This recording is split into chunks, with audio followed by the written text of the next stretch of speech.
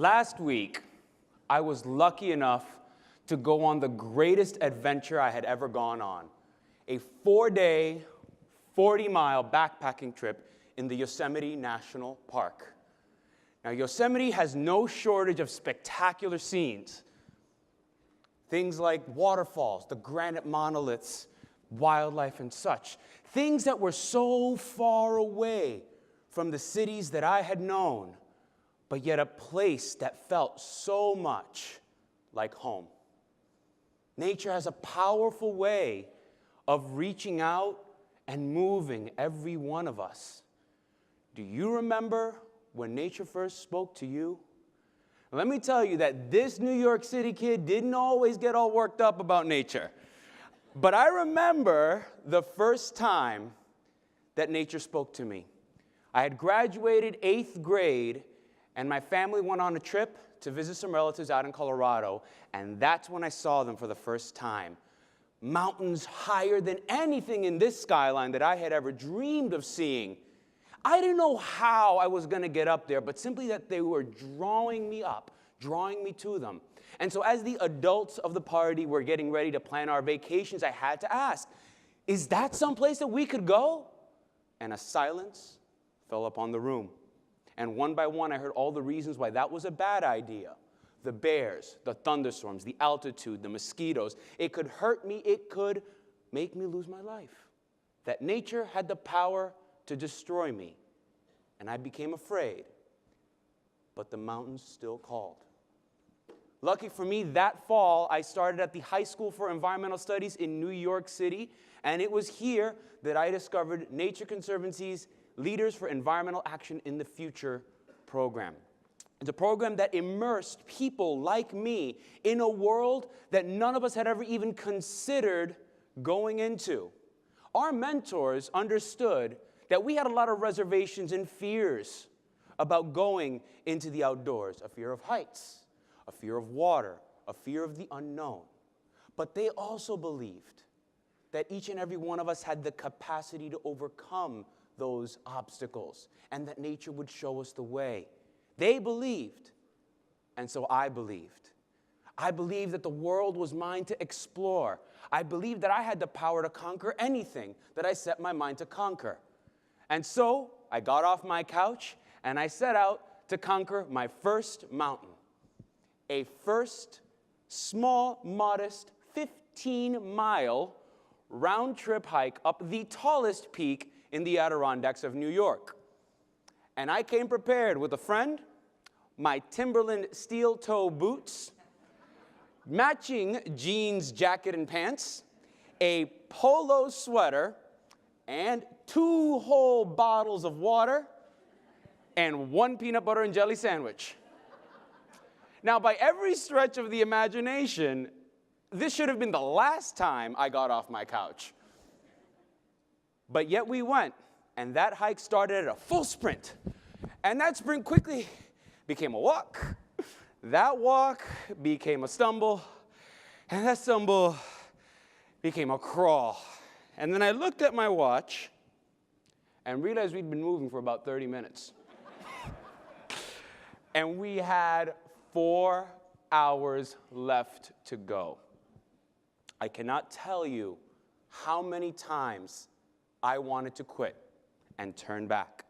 And yet I kept going, inch by inch, second by second, until I saw a bald granite peak leading me into the heavens like a stairway, inviting me up to what would become the summit of my personal achievement to date. I set out to conquer Mount Marcy in New York, and at that I failed. I felt defeated.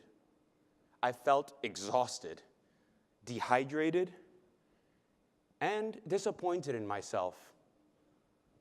But at the same time, as I looked around a seemingly never-ending wilderness, untouched, I felt a calm. I felt at peace. I had come to realize that I had done something that for an entire 4.5 hours, I convinced myself was impossible, that I had never thought I would be able to do. and that in doing so, I had conquered something far greater. I had conquered my fears. I had conquered my doubts. I had conquered myself. And that was nature's true power.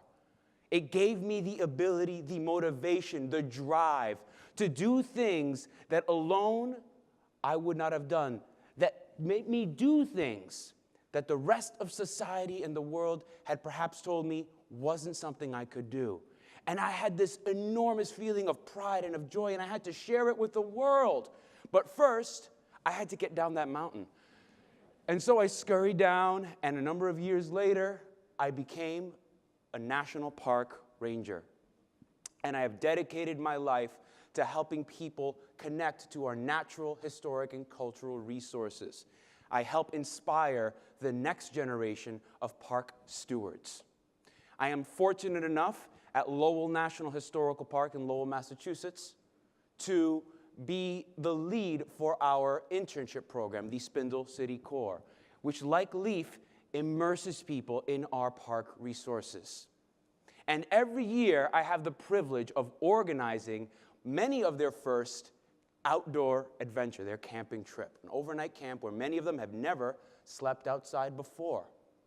And the first year I did it, I knew exactly what I was going to do. I was going to unplug these kids from their phones and their screens and plug them into nature, right? Well, we saw a number of spectacular things. Some crystal clear streams leading to a beautiful cascading waterfall.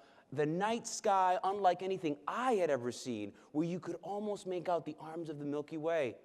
And a bald granite peak, not Mount Marcy, a little more modest, that provided panoramic views. All that being said, I was waiting to hear what the kids, what our youth thought about that trip.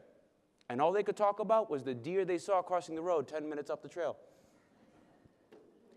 But why did that matter? I thought that was boring, but they connected. And it became clear to me that my job was never to connect our youth to nature. And that our job is not to connect people to nature, but to literally create the space for people to connect themselves. Because nature's power does not work because of me, but through me, through the environment and the space that we create. And so a few months ago, I had seen this in action. One of our summer youth posted on social media a video of her and 3 friends. I had never met them, but they were out on a trail somewhere on their own, exploring. Now, I would have never met these 3 people, and I may never meet these people, but yet there they are, perhaps doing something that they would have not otherwise done had it not been for someone to take this youth into an experience she may not have otherwise had. And nature's power reached from my experience to her experience to the experience of others, and has the power to turn people into stewards, into conservationists, even those who may have otherwise been afraid. A few nights ago, I called my mother to tell her I was alive after this adventure. And I was telling her about all these spectacular things that I had seen, from El Cap to Yosemite Falls and various others. But the thing that stuck out the most was about 10 miles away from Yosemite Falls, looking over into the valley, I could hear from miles away the cascading waterfalls, and it's a sound that I would never forget. And as I talked and described, a silence befell on the phone. And my mother asked me, "Is that somewhere we can go?" And I said, "Of course we can." Thank you.